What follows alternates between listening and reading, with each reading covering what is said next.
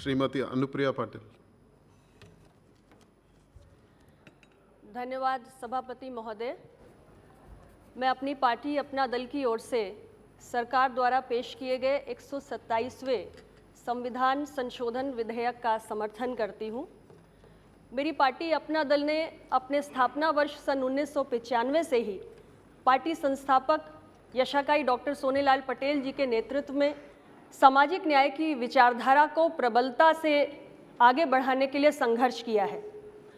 और मेरी पार्टी अपना दल का ये मानना है कि जब तक पिछड़े शोषित जातियों का उनकी आबादी के अनुपात में लोकतंत्र के सभी स्तंभों में, जिसमें हमारी विधायिका, न्यायपालिका, कार्यपालिका और यहाँ तक कि मैं कहूँ तो मीडिया भी शामिल है, जब तक उसमें उनकी आबादी के अनुपात में उनका प्रतिनिधित्व कायम नहीं हो जाता, तब तक सामाजिक न्याय की संकल्पना पूर्ण रूप से साकार नहीं हो सकती है। और इसके लिए ज़रूरी है कि जो हमारी पिछड़ी दबी कुचली जातियां हैं, उनका पहचान का संकट भी दूर हो और उनकी गणना भी सामने आए। और ये काम राज्य सरकारों से बेहतर कौन कर सकता है। हमारे देश के कोने कोने में ऐसी तमाम जातियां हैं जो संघर्ष करती आई हैं, जो कई बार आंदोलनरत रहती हैं कि उन्हें पिछड़ी जाति का दर्जा दिया जाए। किंतु इस प्रकरण में सुप्रीम कोर्ट के निर्णय से हमारी राज्य सरकारों के हाथ बंधे हुए थे। भारत की सरकार ने इस संविधान संशोधन विधेयक को लाकर आज राज्य सरकारों को उस बंधन से मुक्त किया है और संघीय ढांचे को सुदृढ़ करने की दृष्टि से राज्य सरकारों को ये अधिकार दिया है कि अपने राज्य में निवास करने वाली ऐसी पिछड़ी जातियों की पहचान कर सकें। और इससे हमारे ऐसे तमाम पिछड़ी जातियां जो अभी तक जिनको संवैधानिक संरक्षण मिलना चाहिए था और पिछड़ों के कल्याण के लिए चलाई जाने वाली तमाम ऐसी योजनाओं का लाभ मिलना चाहिए था जो नहीं मिल पा रहा था, उनकी पहचान करने का अधिकार भी राज्य सरकारों को मिलेगा और ऐसी तमाम पिछड़ी जातियों के साथ न्याय भी होगा। अध्यक्ष महोदय, मैं कहना चाहती हूं कि यदि तमाम सरकारों के कार्यकाल का तुलनात्मक अध्ययन किया जाए तो मोदी सरकार ने निरंतर पिछड़ा वर्ग के हित में किए गए अपने निर्णयों से पिछड़ा वर्ग के कल्याण के प्रति अपने संकल्पबद्धता को बार बार साबित किया है। इसी सदन के अंदर वर्षों तक ये मांग उठती रही कि राष्ट्रीय पिछड़ा वर्ग आयोग को संवैधानिक दर्जा प्रदान किया जाए। लेकिन ये बहुत बड़ा दुर्भाग्य है कि यूपीए की सरकार के दौरान ये मांग उठती रही, लेकिन ये सरकार बहरों की तरह व्यवहार करती रही और जो साहस यूपीए की सरकार नहीं कर पाई वो मोदी जी की सरकार ने करके दिखाया और इसी संसद के अंदर अपने पिछले कार्यकाल में संविधान संशोधन विधेयक प्रस्तुत करके हमारे राष्ट्रीय पिछड़ा वर्ग आयोग को संवैधानिक दर्जा प्रदान करने का कार्य किया। इस देश में नवोदय विद्यालय, केंद्रीय विद्यालय और सैनिक स्कूल्स ये वर्षों से संचालित हो रहे हैं, लेकिन कभी भी ये ख्याल नहीं आया कि इन स्कूलों के अंदर जो हमारे पिछड़ी जातियों से आने वाले छात्र छात्राएं हैं उनको पिछड़ा वर्ग का जो आरक्षण है उसका प्रवेश प्रक्रिया में लाभ दिया जाए। मोदी जी की सरकार ने ये निर्णय भी करके दिखाया।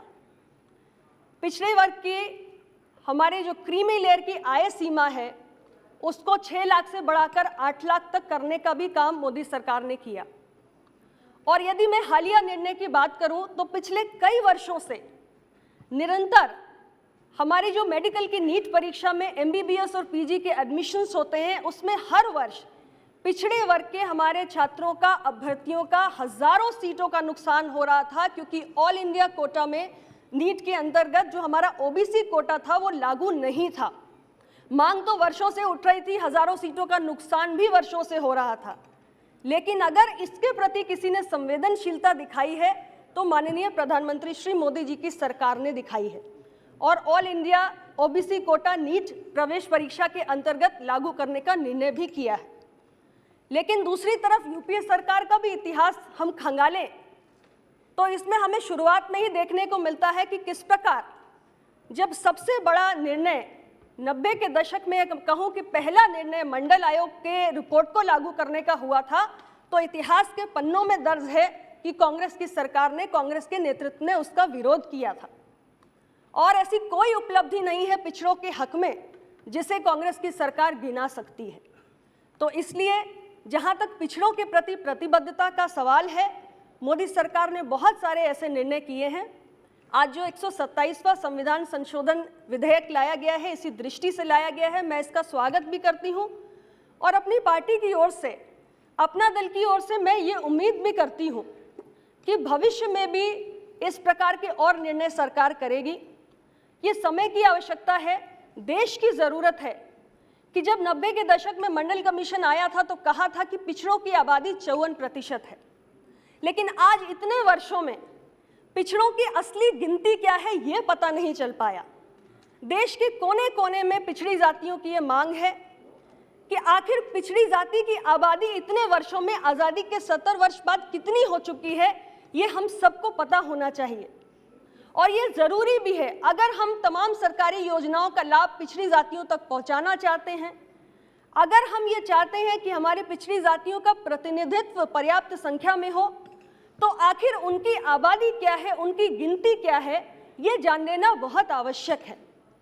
मैं अपनी पार्टी, अपना दल की ओर से ये उम्मीद भी यहाँ पर जाहिर करती हूँ कि हमारी एनडीए की सरकार, माननीय प्रधानमंत्री जी के नेतृत्व में चलने वाली सरकार आने वाले समय में जो हमारी वर्ष 2021 में जनगणना होने जा रही है, उसमें ओबीसी की गिनती कराने के प्रस्ताव पर भी गंभीरतापूर्वक विचार करेगी।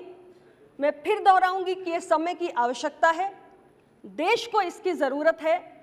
हमारी संख्या कितनी है, ये देश की पिछड़ी जातियों को जानने का अधिकार है। जब हमारी संख्या स्पष्ट होगी तभी हम इन जातियों के साथ न्याय भी कर पाएंगे।